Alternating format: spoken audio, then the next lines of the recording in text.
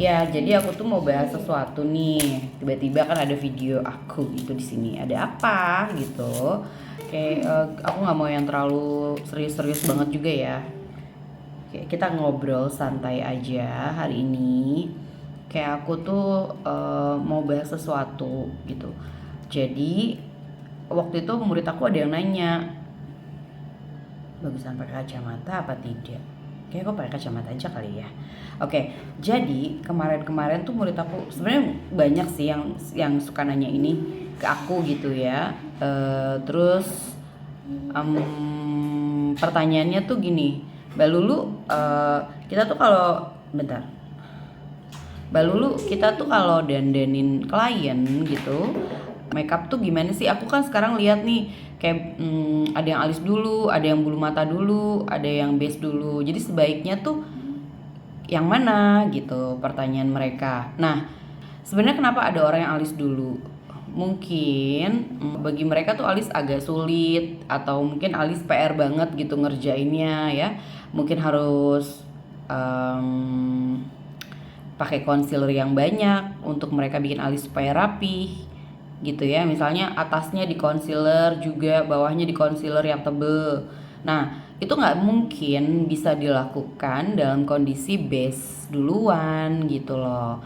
Kalau misalnya kita pakaiin base kan sudah pakai foundation, lalala dan bedak gitu ya.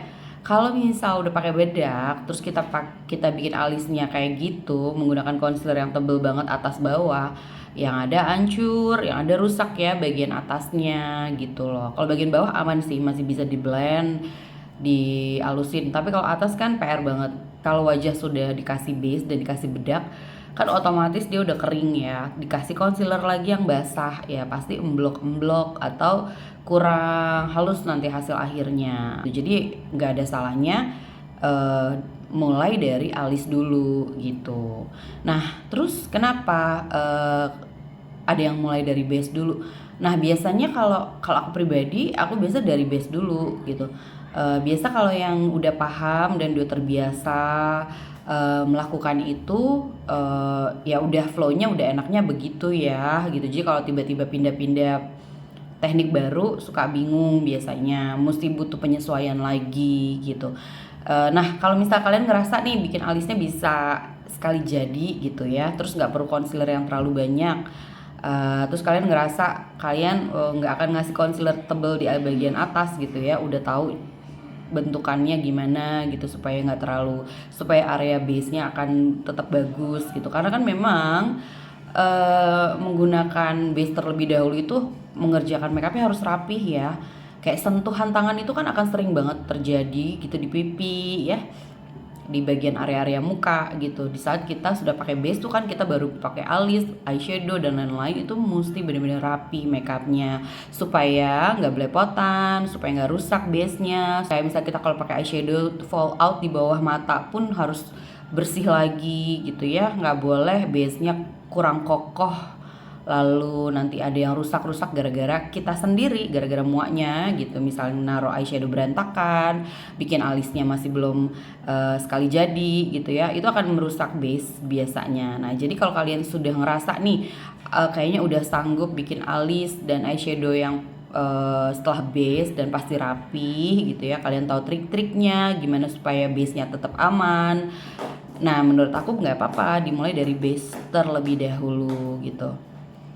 Nah, terus kalau misal kenapa bulu mata dulu? Nah, karena sekarang tuh kan trennya lagi menggunakan Scott ya. Jadi kalau kalian nggak pakai Scott, yang nggak harus dari bulu mata dulu gitu.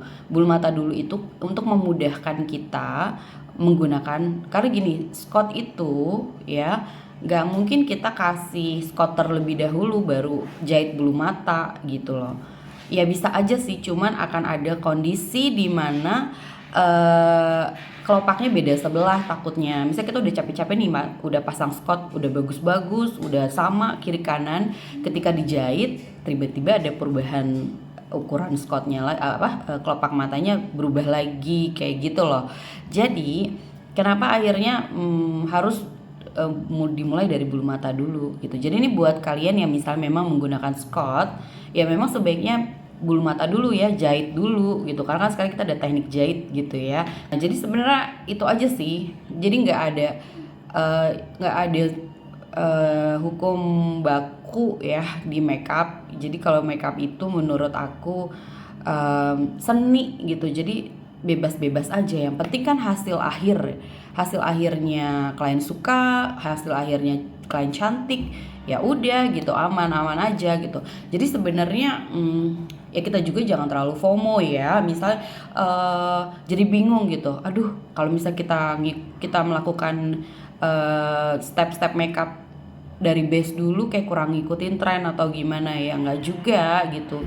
Menurutku balik lagi ke kebutuhan dari si kliennya itu. Kalau kliennya kebutuhannya bagaimana gitu ya.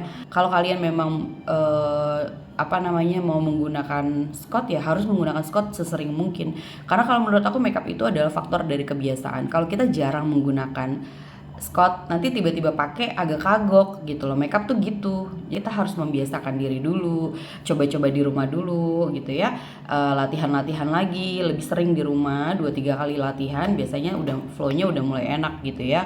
Tapi kalau misalnya ngedadak gitu, tiba-tiba ada klien baru hari itu juga detik itu merubah teknik yang kita biasa lakukan, menurut aku jangan dulu ya, karena takutnya nanti malah membingungkan kalian sendiri. Dan ya kalian harus latihan, ya kalian percaya dirilah dengan diri kalian dan karya kalian, signature kalian gitu ya.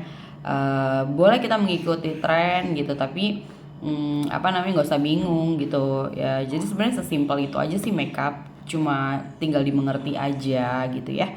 Ya semoga penjelasan aku tadi membantu, dan sampai ketemu lagi, bye bye.